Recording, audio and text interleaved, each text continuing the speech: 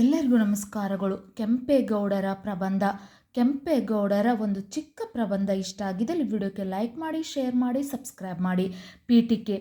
ಬೆಂಗಳೂರು ಹೆಸರೆತ್ತಿದ ತಕ್ಷಣ ನೆನಪಾಗುವುದು ನಾಡಪ್ರಭು ಕೆಂಪೇಗೌಡರು. ಬೆಂಗಳೂರು ಹೆಸರೆತ್ತಿದ ತಕ್ಷಣ ನೆನಪಾಗೋದು ನಾಡಪ್ರಭು ಕೆಂಪೇಗೌಡರು.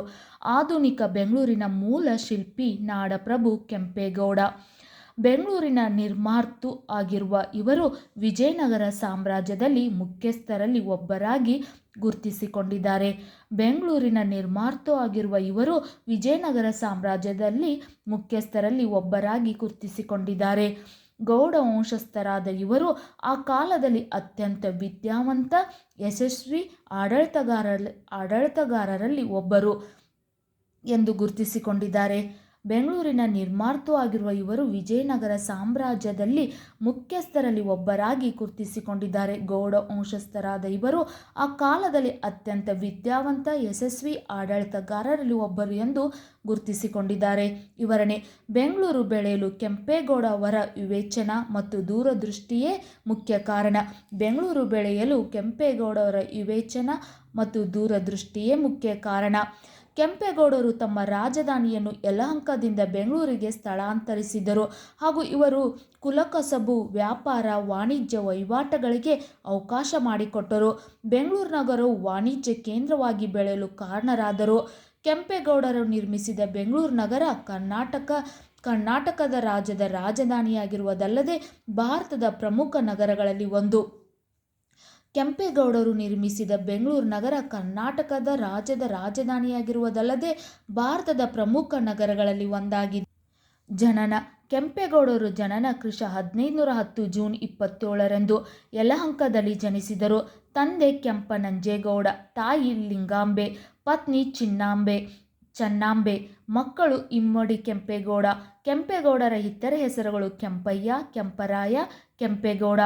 ಕೆಂಪೇಗೌಡರ ಜನನ ಕ್ರಿಶ 1510 ಜೂನ್ 27ರಂದು ಯಲಹಂಕದಲ್ಲಿ ಜನಿಸಿದರು. ತಂದೆ ಕೆಂಪನಂಜೇಗೌಡ, ತಾಯಿ ಲಿಂಗಾಂಬೆ, ಪತ್ನಿ ಚನ್ನಾಂಬೆ.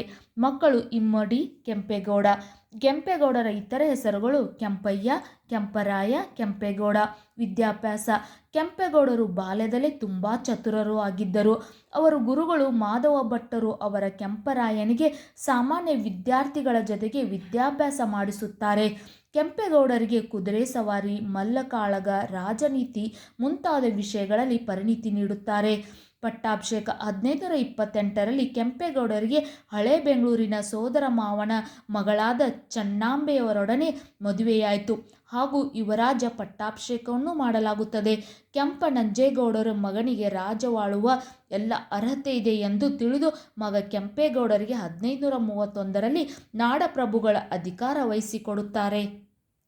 ಯಲಹಂಕ ನಾಡಿನ ಸಾಮಂತರಾಗಿದ್ದ ಕೆಂಪೇಗೌಡರಿಗೆ ವಿಜಯನಗರದ ಅರಸ ಅಚ್ಯುತರಾಯರು 1532ರಲ್ಲಿ ಯಲಹಂಕ ಸೇರಿದಂತೆ ಮುಂತಾದ ನಗರಗಳನ್ನು ಬಿಟ್ಟುಕೊಟ್ಟಿರುತ್ತಾರೆ.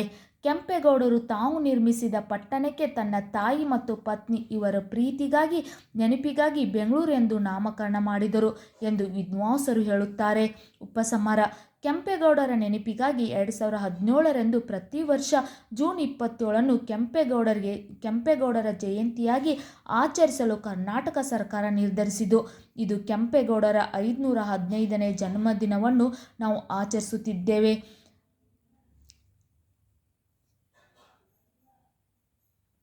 ಇದು 516ನೇ ಜನ್ಮದಿನವನ್ನು ನಾವು ಆಚರಿಸುತ್ತಿದ್ದೇವೆ.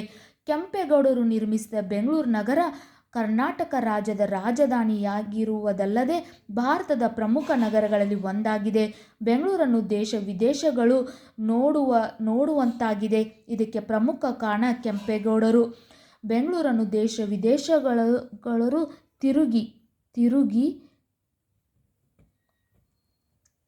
ತಿರುಗಿ ನೋಡುವಂತಾಗಿದೆ. ಇದಕ್ಕೆ ಪ್ರಮುಖ ಕಾರಣ ಕೆಂಪೇಗೌಡರು.